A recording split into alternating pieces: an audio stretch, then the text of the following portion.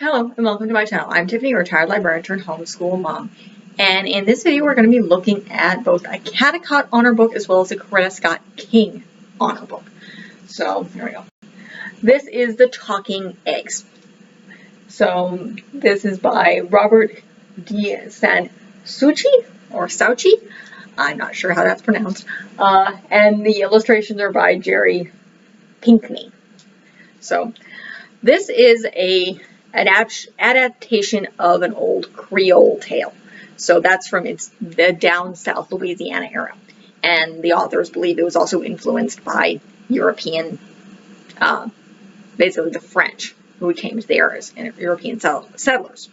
So this is an interesting little tale. Again, it's a very much a fairy tale. With the typical, you have the older sister and the mother who are both very cruel, and then the older sister's name is Rose, and then you have the younger sister by the name of Blanche, which is, you translate it, particularly for the French, similar to the name Bianca. In Italian, it means white or pure. So that's the implications. So when you read the story, the younger girl's name, you automatically know that she's the sweet one. So one day she's sent out to get water, runs into an old woman, who asks her for water. She gives the woman water graciously, comes home, gets yelled at for the buckets that she brings home of being warm. Mother and sister beat her. She runs into the woods crying.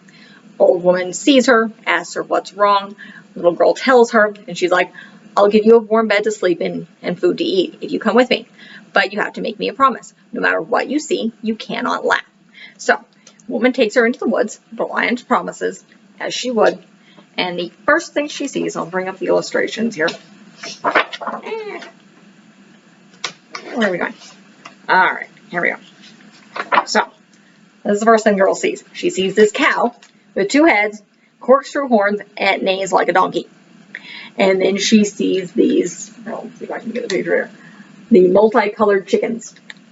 Again, Blanche makes a promise, she doesn't laugh. So what happens next is she's taken to the house and told to start up a fire. Meanwhile, the old woman takes off her head and starts combing her hair.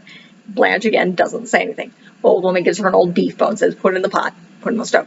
Now, most people would say, it's like, okay, an old beef bone. Well, that's going to make slim pickings, but Blanche doesn't say anything. And she asks the old woman, you want me to make some soup? And because that's the only thing she could think of to do with old beef bone. And the woman says, look in the pot. And it's filled with bubbling over with a brown soup. She gives Blanche a grain of rice, says put this in the mortar and pestle. Blanche does as she's told. It becomes overflowing with rice. And then after they have a good meal, she takes her outside and you see a bunch of bunny dance, which is kind of funny. But again, Blanche doesn't laugh. She steps in time with them. And so the next day, the old woman says, it's time for you to go home. She tells her to go milk the cow. And she goes to milk the cow again. She doesn't laugh at the cow. She's very nice to the cow. And they get some nice cream to have with their coffee in the morning. And then she says, it's time for you to go home, but I'm going to give you a gift. I want you to go out to my chicken coop and collect eggs, but only take the eggs that say, take me. Don't take the eggs that say, don't take me. So Blanche walks into the hen house, and she sees these beautiful gold and silver and jewel encrusted eggs, but they say, don't take me. The plain eggs, they're also in there, say, take me.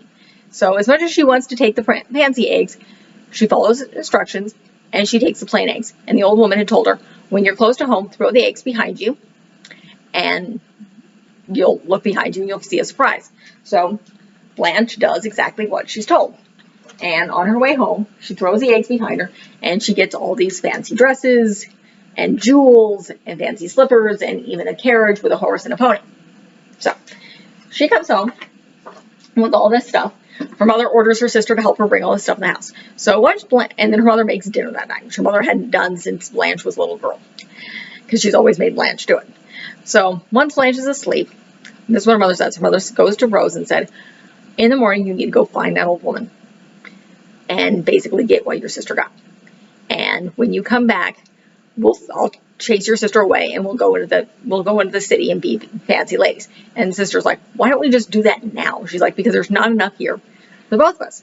So she sends the older sister, Rose, into the woods, and she finds the old woman, and the woman says, okay, I took your sister, I'll take you, but you have to promise not to laugh. Well, what does the older sister do? She laughs. She laughs at the cow, she laughs at the chicken, and she laughs at the woman she takes off her head. So they get slim pickings for dinner that night because she yells at the woman, it's like, this soup isn't going to do anything. The same with the rice. And then she goes to bed and she hears rats and things in the morning. And then next morning, the old woman takes off her head. And Blanche decides to take it and says, give me what you got, my sister. Or I'm not going to give you back my head. And she's like, fine. She tells her exact same thing. Go into the kitchen house, take the eggs that say, take me, and don't take the eggs that say, don't take me. And then, of course, Rose, being nasty, leaves the head on the table and has the woman scrounging around for it. So she goes to the hen house, and as opposed to Blanche, she doesn't listen. She sees the fancy eggs, and she takes those that are saying, don't take me. And she takes them all. And shortly once she's outside of the woman's house, she throws them behind her, and instead, of course, jewels and things, because again, they said, don't take me, you're getting a wolf and frogs and all sorts of nasty yellow jackets chasing after her. And she runs home, and her mother tries to shoo the animals away and try to shoo these things away, but they don't. So they just chase them off. And they run to the woods. And when they return home later, Blanche is gone.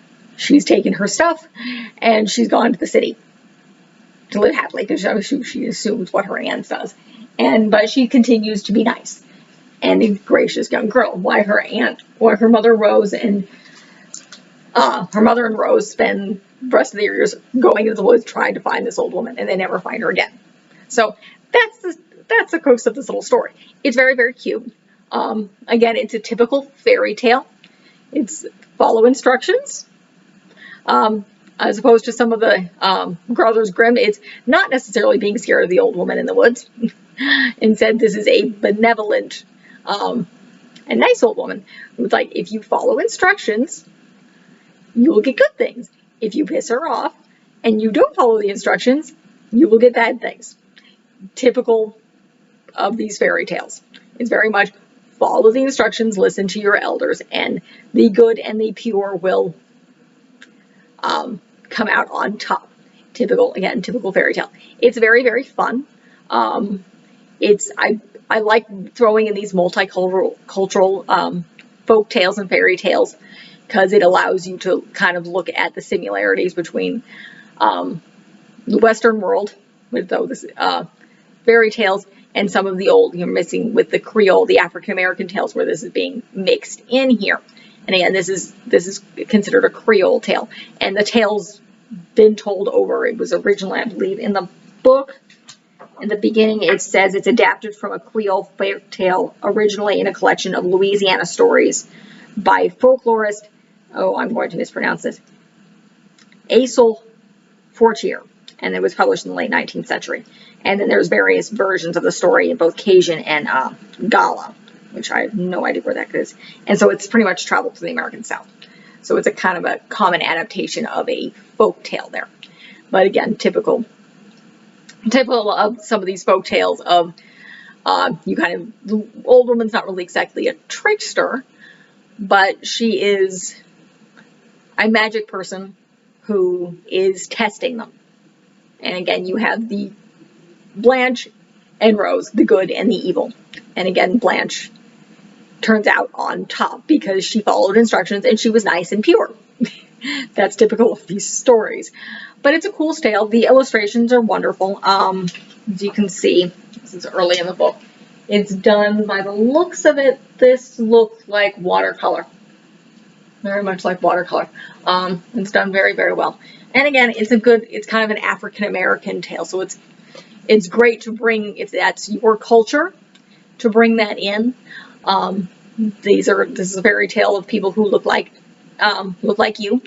And as me, as a white person, I love bringing in that part of culture and history into our lives. So fantastic little book. Kind of Easter related, which is the reason I'm putting it here, because eggs have something to do with Easter. So, but it's a fun little story. So that's really it for this video. There's not much else to say about this little book. Again, I borrowed this book from my library. It's obviously very good. The illustrations are well done. Otherwise, it wouldn't be an honor book for both Caldecott, which if you're not familiar with is, that's the art. So that's the award that they give to children's picture books with art. The Newbery is what they get for the story. And then the African American tale for the Coretta Scott King honor book. So the story is very well done. So great book, fantastic story, highly recommend. I borrowed this from my library. It's on my list of things to buy for my child. So again, that's it for this review. If you like what you see, like and subscribe. I do a lot of books like this. Mostly what I do is children's picture books, and then I do family films as well, with a sprinkling of some of the harder, more intense books. I have covered the color purple on this channel, so if you're looking for more African American stuff, as well as some more African American picture books back in February. But otherwise, I also do a little bit of homeschooling stuff. We are secular, non-religious homeschoolers, but I have a 2-year-old right now, so we're not quite there yet, so I do a little bit of it. I have a whole set of law videos if you want to check those out. And then I do a sprinkling of travel videos as well. So when we can get out, this is being filmed in the end of August of 2021. So we're still in the COVID-19 pandemic, despite attempts to get us out. But still, I will add more travel videos as I can. So that is it.